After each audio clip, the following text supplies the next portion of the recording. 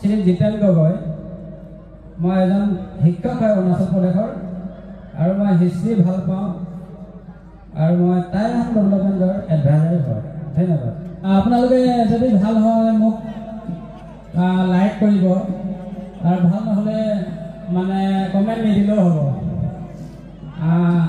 Indian সাবকণ্টিনেণ্টত নেপালীক চিনি নোপোৱাৰ কোনো নাই গোৰ্খাক চিনি নোপোৱাৰ কোনো নাই আৰু ইমান ডেডিকেটেড মই তাৰ ভিতৰতে এটা কথা কওঁ মালয়েছিয়াত নেপালী মানুহ 7 লাখ আছে আৰু টোটেল নেপালী মানুহ 30 million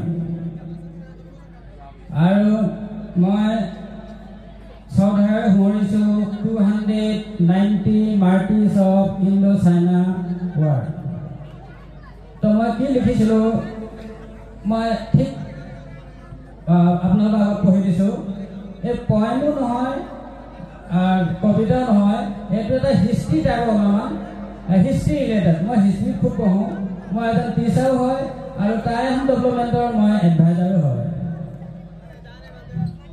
caption All Gurkhas are Nepalis, but all Nepalis are not Gurkhas. So, which goes, my English likhisu. Nepalis are the symbol of peace.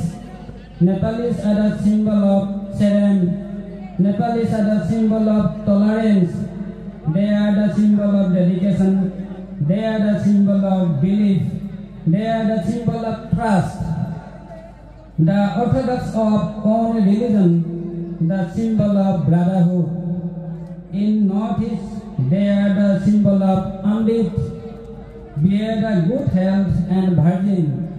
Ubiquitous with 25 castes in Arunachal Pradesh and omnipresent in downlit territory.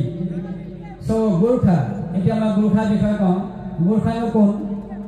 Gurkhas are the identity of courage. Gurkhas are the symbol of spirit, also the character of resolution, symbol of obeying command, bravery of heroism, emblem of gallantry, identification of fearlessness. Gurkhas are the fearlessness of soldier, the daringness for duties. They speak for the motherland, they speak for the soil. Gurkhas are for Sikkim. Gurkhas are for Darjeeling. They are for Tezpur. They are for Singapore. They are for Brunei. Gurkhas are for United Kingdom. Gurkhas are for Arab Emirates. And I salute for them. They born for Fukris. My silent Okhane Kopla Bishasu. Gurkhas are for Sikkim.